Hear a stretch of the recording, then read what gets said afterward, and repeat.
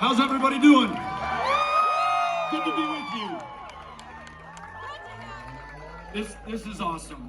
To be with so many good friends and new ones that we're making, drinking beer under this beautiful sky on a Saturday night in Austin, Texas. The city whose turnout on November 8th is going to drive our victory when we win the big race for the state of Texas. You all ready to do this? I'm ready to do it with you. I got to tell you, it's an honor to be with all these great public servants and elected officials who do you right and distinguish Austin, Texas with their public service. They are the answer to the cruelty, the incompetence, and the corruption that we see in the governor's office today. And I want you to give these folks a big round of applause. Beto, y además, we have a visitor from another state that did something pretty special in 2020, and then they did it again in 2021, electing 2 Democrats to the U.S. Senate, flipping control of that chamber. We have Nsé Ufot from the New Georgia Project, who's right back here. Nsé, we're so glad you're here. She's one of my heroes. And I'll tell you what, folks, a few years ago, no one gave Georgia a snowball's chance of awarding her electoral college votes to the Democratic nominee for president. Even less could you believe that not one but 2 Democrats would win in what was thought to be the most reliably red state, or one of those in the Deep South. And it wasn't the National Party, although we're grateful for them. It wasn't the amount of money, although your donations certainly helped out. It was the power of people. And I've been listening to, and I'm guided by Nsé and others who made sure that they kept the election about the people of Georgia. And the people who won it were those who were willing to knock on the doors and make the phone calls and reach out to those who had been written off or suppressed or intimidated out of their own democracy. That's how they won that race. And ladies and gentlemen, right here in the state of Texas, we have, and no offense to Georgia, but an even greater opportunity. Because get this, in 2020, there were 7 million eligible Texans who did not cast a ballot. Hey, Isaac, is that you? Good to see you. 7 million Texans who could have cast a ballot in the most important, I would say, decisive presidential election since 1864. Now, those 7 million did not vote, not because they were lazy or they had no love for democracy, but this state has tried harder than any other to make it nearly impossible for some to register, to cast a ballot. 750 polling locations closed throughout this state, twice the number of the next closest state, concentrated in the fastest growing Black and Latino neighborhoods across the state of Texas. When you see folks lined up 6 hours deep outside of Texas Southern University in Houston, Texas, and you're tempted to have some pride for those who are willing to wait to cast their ballot, also remember the shame that all of us should feel that anyone has to do that. Y además, again, it has gotten worse. This election bill that the governor signed last year makes it even harder. We had a 95-year-old veteran who put his life on the line for this country, fighting fascism half a world away to defend democracy here at home, who was not able to vote in the state of Texas because we require you now to match the form of ID that you originally used to register with, in his case 70 years ago, with the one that you have today. That's right, whoever said that's bullshit, that is bullshit. We're doing that to that veteran. So look, I was in Johnson City earlier today. There's one person who knows where Johnson City is. But there were 320 people who came out in Johnson City today, in a city of 1,600, which is a great sign.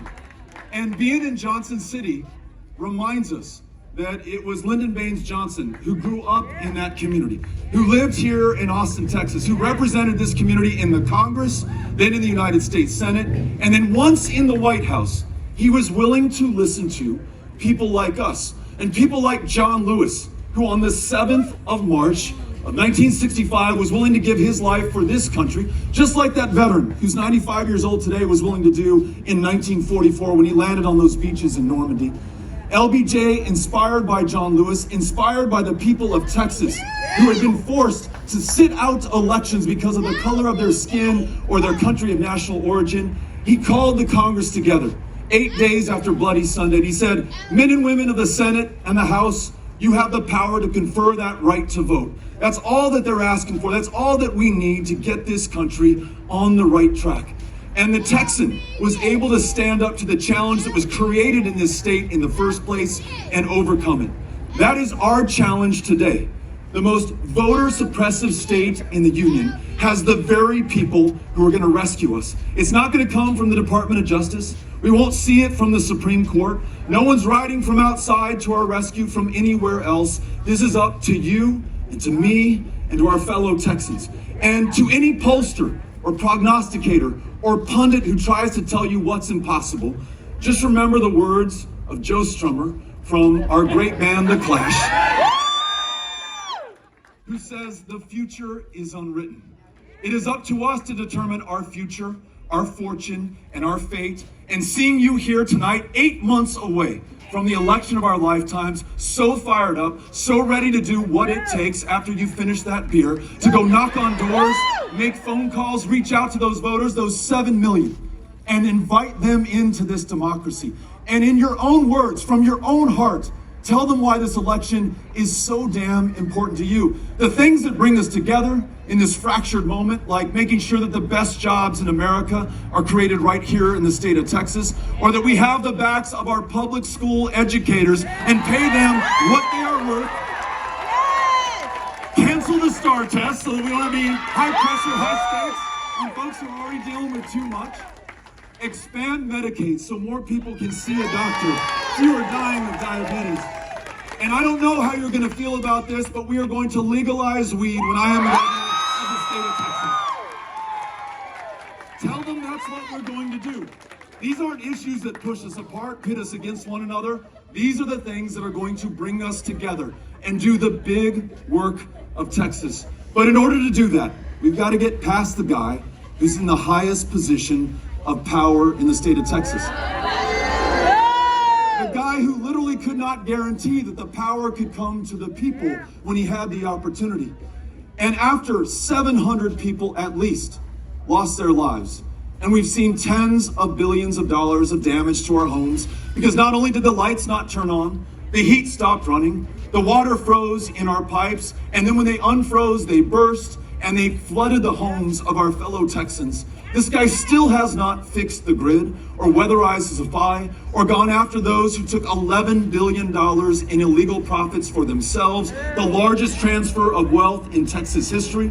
I promise you this, I will make sure that my only interest is yours and your families, not the corporations, not the mega donors. We're gonna make sure that we keep the lights on in Texas. We get that money back for you. We make sure that the person in that highest position of public trust is focused only on the people of Texas. And you won't have to worry about bans on reproductive health care and $10,000 bounties on the backs of those who try to help women make their own decisions. When I'm governor, every woman's making her own decisions about her own body, her own health care, and her own future. We're gonna get this right, but it's gonna take all of us doing all we can with what we have, where we are.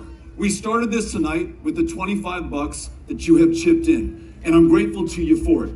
It's the kind of grassroots support that's going to allow us to raise the resources to reach those voters who are going to decide the outcome of this election. I want you to take the next step and sign up to become a volunteer, one of those who will be at the doors. Look, the TV ads are great and maybe necessary. No offense, TV folks. The mailers that we'll send out, well, we got to reach folks through the U.S. mail as well. The stuff on Facebook and Twitter and Instagram and the dances that are going to blow your mind on TikTok, that's a way to reach young people. But when you show up at someone's door, face to face, person to person, human being